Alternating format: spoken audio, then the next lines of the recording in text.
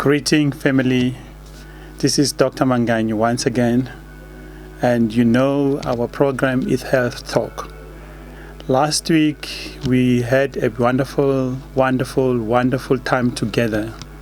Before we go any further, let me take this time and opportunity again to thank my parents, our parents, Pastor Joylene and Pastor Swag, for this opportunity to come to you live to talk about issues that affect us daily. But today, I'm not going to, keep you in suspense like I did previously. I'm going to go straight to what I promised to do with you today. Remember, I said last week when we parted that I tested positive for COVID-19, and the tests were in black and white, that I'm positive, but I was not showing any symptoms that warranted that I should be hospitalized. It was then decided by my medical doctor at the time to say there was no reason for me to be kept in hospital. I have to be discharged, to be self-quarantined or self-isolated, meaning I was going to be in quarantine in my own house. I was going to be isolated in my own house.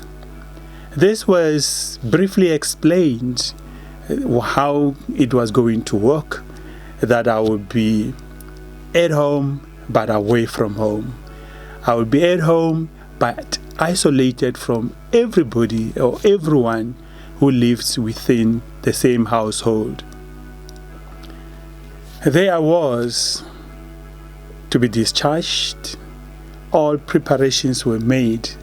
Hey, I didn't tell you that since COVID-19 started, I was the first patient in that facility where I was admitted to be diagnosed COVID-19 positive.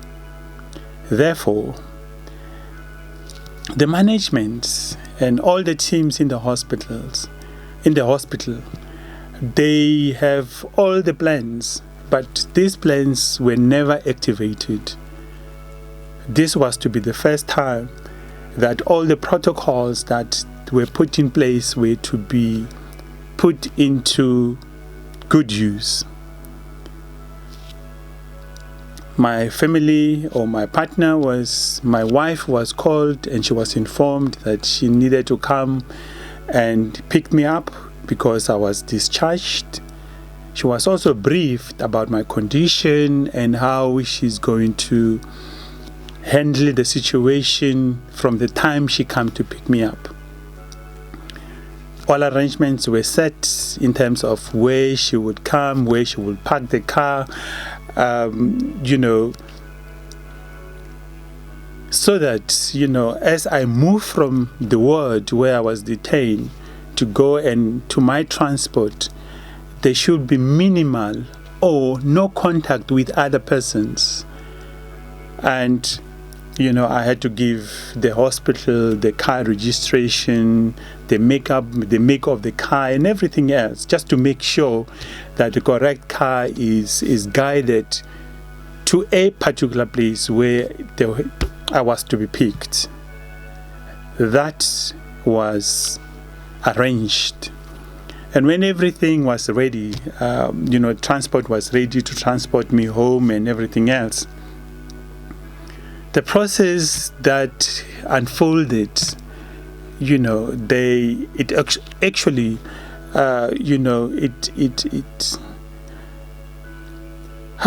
difficult even for me to try and reflect on it, because how I was led from the ward straight to the parking lot where the car that was to transport me home was parked.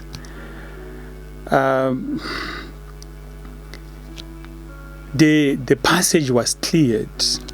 Every door was either closed or manned by, a security personnel. Every disturbance, was eliminated. I remember even to the lift was, a security personnel had to stand by the lift. Every passage leading to the passage, every door leading to the passage where I was to walk was quarantined. Maybe that's the correct concept or word, so that there shouldn't be any contact between me and any other persons. I remember very well there was the head of security in front of me. There was another security behind me, and I was in the middle. And, there were radio communications to say, we are ready to move. And there we were, moving from the ward to my car. And, as we walked, down the passage, turned, walked, and people were asking questions. What is this? What is that? But we were silent. We were just walking, and others were like, "Is it a coffin? Did someone die?" And those words were stuck with me. Is there a coffin? Did someone die? And, that was how I was escorted out of the ward, down the passage to the car that was waiting to transport me home. And my wife was the driver. And I successfully walked into the car, got in, sit at the back, and I don't know what was going through my wife's head, because she has been, the message has been communicated that I'm positive, and everybody is, so scared to come close to me, or to be anywhere closer or nearer. But I'm getting into a car, and this woman has to drive me home. And she did that. Drove me from the hospital straight to our home, which is 15 minutes or less drive from the hospital. When we arrived in my house, we drove into a garage, stopped, and my wife had to leave me inside the car, go and make all the preparations just to make sure that everything that I will need in my isolation is there. So the whole time when such arrangements or final touches were made, I'm sitting in the car and waiting to be told that the place is ready. I can move out of the car into my isolation. Inside the house is my mother. Inside the house are my children, my 2 sons. Inside the house is my wife.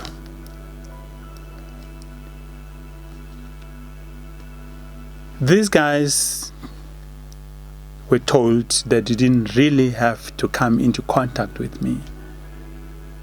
So the communication from my wife, their mother, to say, I'm back, I'm in the car, she's preparing the room for my isolation, obviously that was communicated. But there wasn't to be any welcoming to say, welcome home, Dad, and all of that. After the room was prepared, my wife made a signal, came back to say, my husband, your place is ready. You can now move in. And I did exactly that. And I thank God that, we have a house where we have an upper room. So it was, God designed that, we have that kind of arrangement. From the day I was diagnosed, I have to be living in this upper room, this excluded room, away from everybody. There I was, moved with my bag, walked, and I had to arrive, and I did, and try to settle.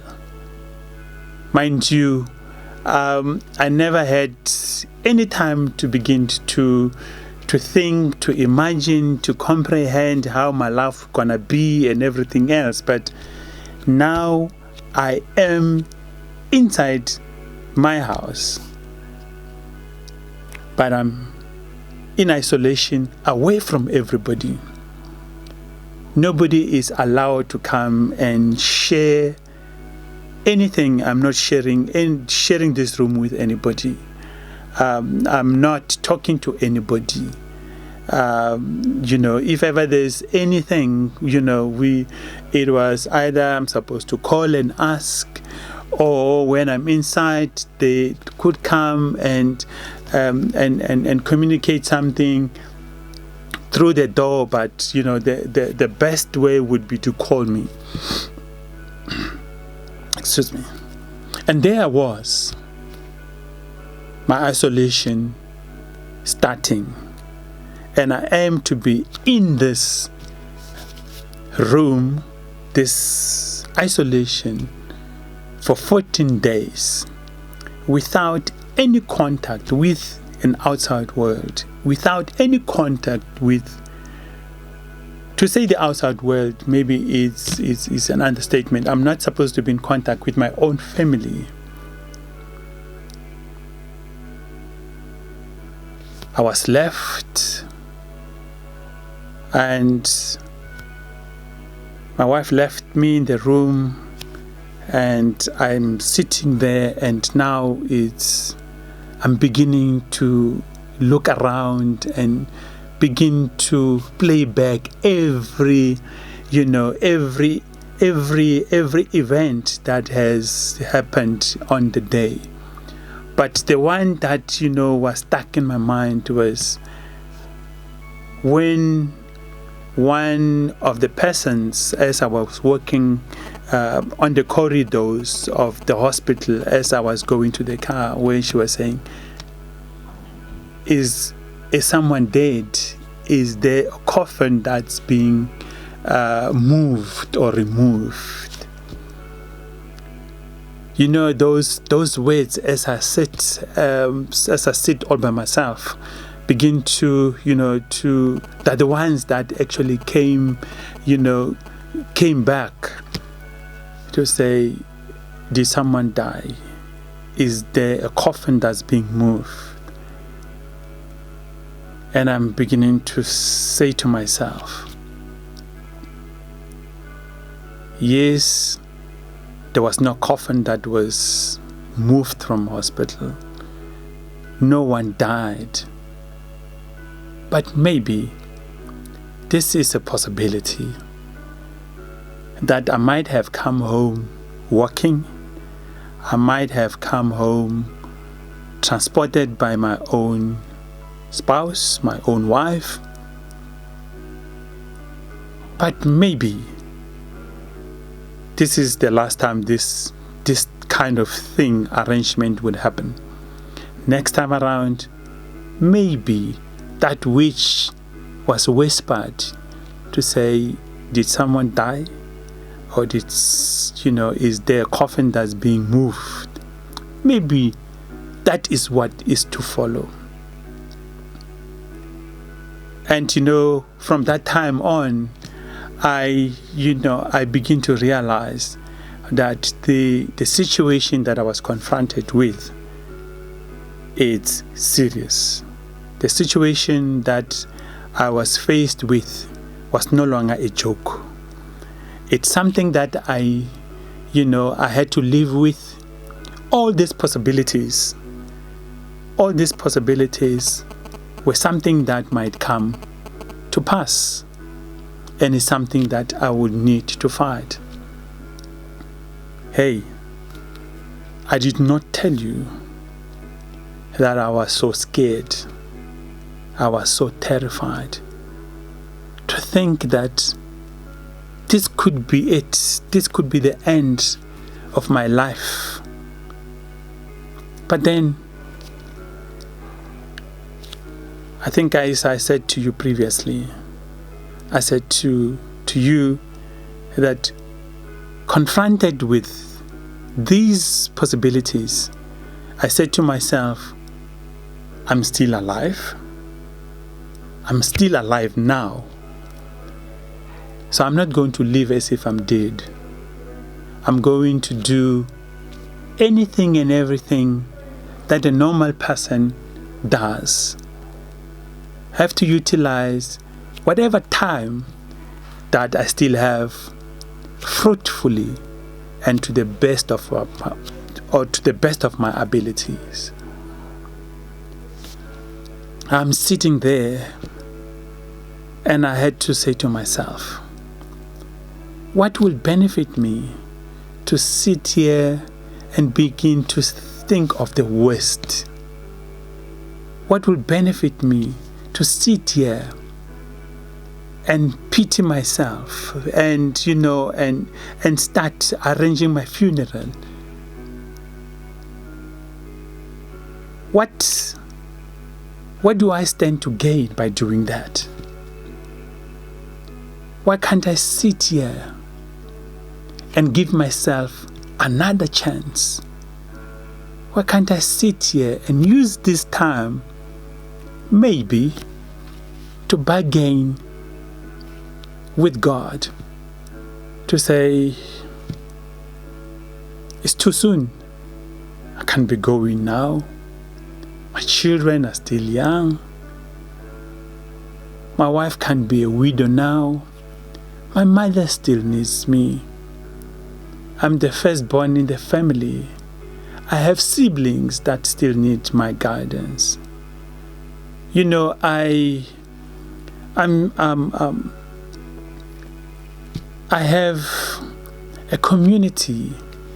I have people that I know, oh God, that I still have to lead. I still have to guide. I don't claim to be very important, but I think my time is not now. I still have a lot to do. And I was saying there are a lot of poor people that would still need to be taken care of. There are a lot of orphans that still need to be taken care of. There are a lot of vulnerable people that I still have to touch, that I still have to work with. And if I'm taken away now, unless, God, you have somebody other than myself that you have set aside for these tasks. If not, then I think I qualify for another chance. I'm reminded of this man in the Bible. I'm not going to cite his name, but I'm sure you will recall him. A prophet of God came to tell him that he should put his house in order because he was going to die. And the prophet of God left after delivering such a message. And we learn in the Bible that this man went before God to remind God of all his deeds. He reminded God of all what he has done, that which was pleasing before God and his people.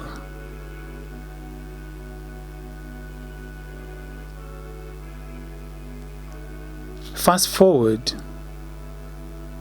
God said to the prophet, the same prophet that was given a message to go and deliver to this king, to go back and tell him that he wasn't gonna die. Actually, 15 more years were added. And I said to myself, this man did it. He bargained with God. 15 more years were added. I'm bargaining with God, not for 15. I'm bargaining with God for much more, because I argued I still have a lot to do. And I said, going forward, in my isolation, in my quarantine, I'm going to be talking to God. I'm going to be bargaining with God for all the time that I will be in isolation. I will bargain with God. I will make it how important. I will tell God how important it is that I should be given another opportunity. I will be bargaining with God to say, it's important that I should not go, at least not for now. So the agenda was set.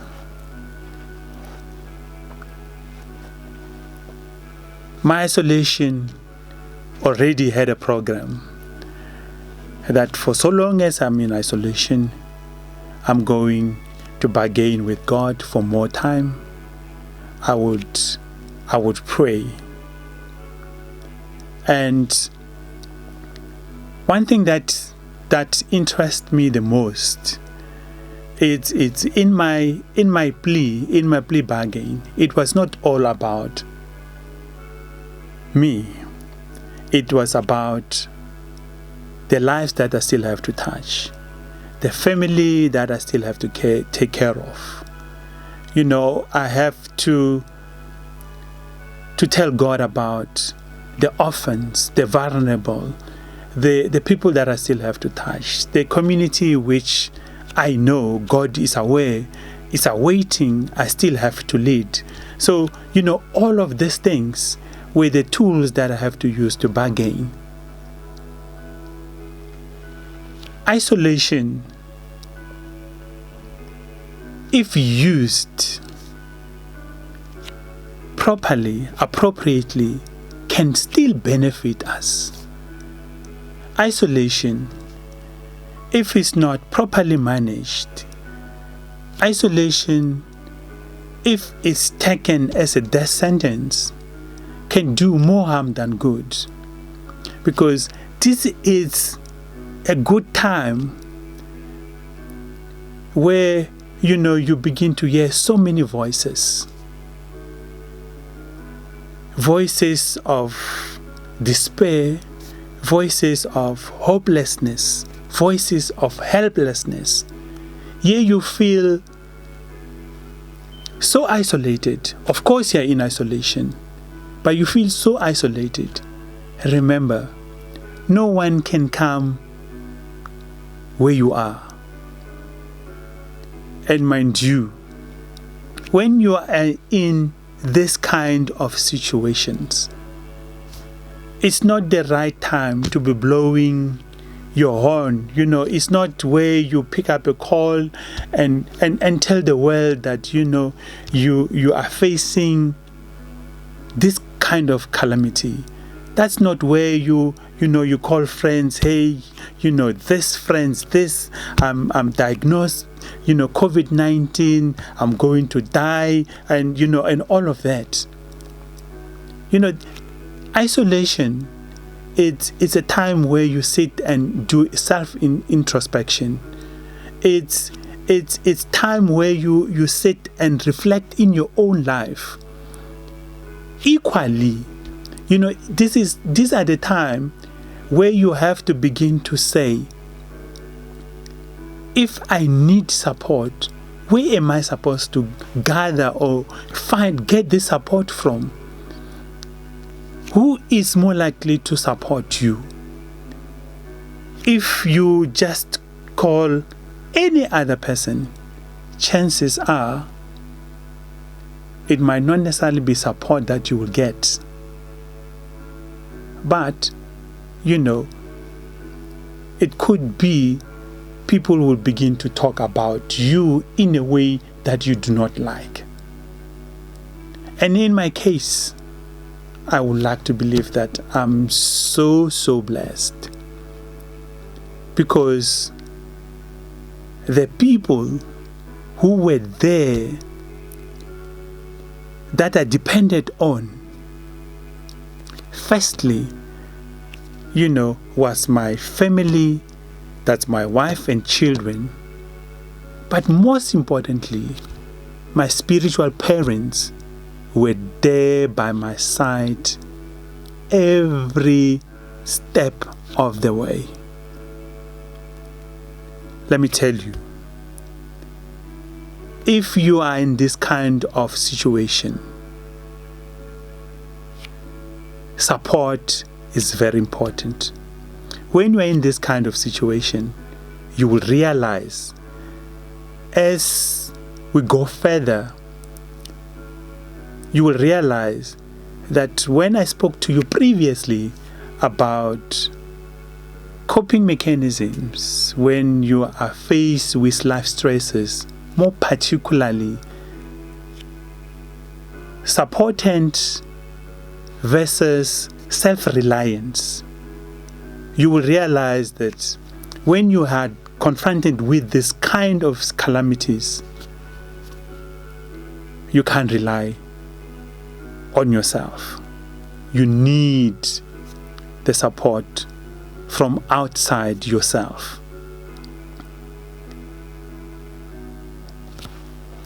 Going further, in our next session, I will go deeper into the significance of support. People that you need closer when you are in situations such as this. It therefore comes home that when we are in our good times, it's important that we still build bridges. It's still very important that we have strong support systems, because you don't know when you're gonna need this support. And once again, family, thank you very much for taking time to listen to our show, to our program. This is a program aimed at helping not only the church, but to help all of us in all our situations. If you are confronted with a similar situation, you could use this as a way of coping mechanism, but equally, don't hesitate to use the numbers that you see on your screen, to talk to us, because we might be very helpful, we might be very resourceful, either in helping you or referring you to places where you can get further assistance. Till next time, stay blessed.